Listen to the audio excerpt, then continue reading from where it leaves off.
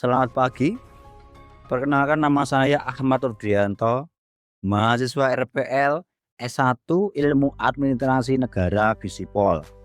Di sini saya mencoba membuat video terkait tugas mata kuliah Governansi Digital yang diampu oleh Bapak B. Febrian Ebrilianto, Sarjana Sosial MPA.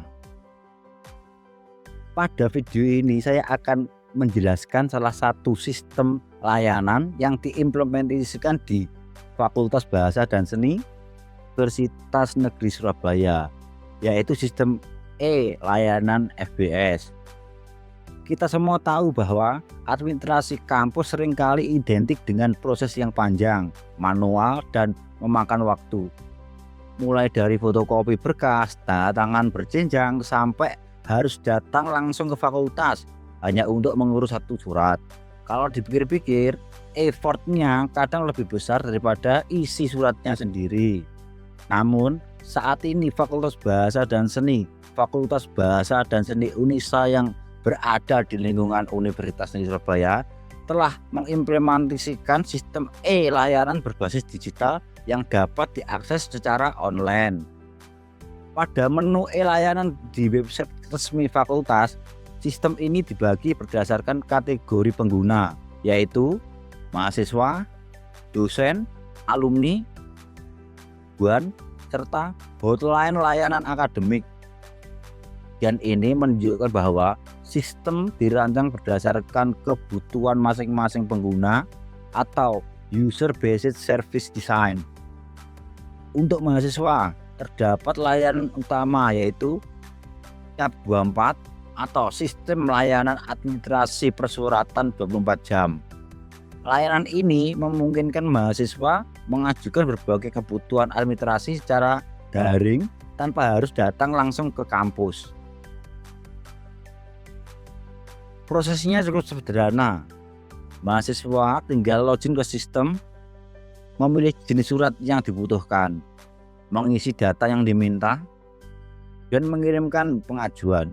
Setelah itu, pengajuan akan diproses oleh admin fakultas secara digital. Sistem ini memungkinkan layanan dilakukan selama 24 jam, sehingga lebih fleksibel dan efisien. Selain layanan mahasiswa, tersedia juga layanan untuk dosen seperti informasi biaya kelembagaan dan penetapan standar layanan FBS. Kemudian terdapat layanan aduan seperti layanan aduan FBS, lapor, dan aduan sarana prasarana. Berikan ruang bagi pengguna untuk menyampaikan keluhan atau masukan secara langsung. Hal ini menunjukkan adanya transparansi dan keterbukaan dalam sistem pelayanan. Jika dianalisis dari perspektif sistem informasi, implementasi layanan ini termasuk dalam kategori digital administrative workflow. Artinya, sistem ini menggantikan proses manual dengan sistem terintegrasi berbasis teknologi informasi. Secara operasional, terdapat beberapa manfaat dari implementasi sistem ini. Pertama, meningkatkan efisiensi waktu karena proses administrasi tidak lagi dilakukan secara manual. Kedua, mengurangi risiko kesalahan manusia atau human error seperti berkas hilang atau kesalahan pencatatan. Ketiga, seluruh data terdokumentasi secara digital sehingga lebih mudah diarsipkan dan dilayak kembali. Pengembangan sistem ini juga relevan dengan konsep transformasi digital dalam pendidikan tinggi. Perguruan tinggi saat ini dituntut untuk memberikan layanan yang cepat, transparan, dan mudah diakses. Dengan adanya layanan FBS, fakultas mampu menyesuaikan diri dengan perkembangan teknologi serta kebutuhan mahasiswa di era digital. Dari sisi mahasiswa, sistem ini memberikan kemudahan, fleksibilitas, serta kepastian proses layanan. Dari sisi institusi, sistem ini membantu meningkatkan efektivitas kerja staf administrasi serta menciptakan tata kelola yang lebih modern dan terstruktur.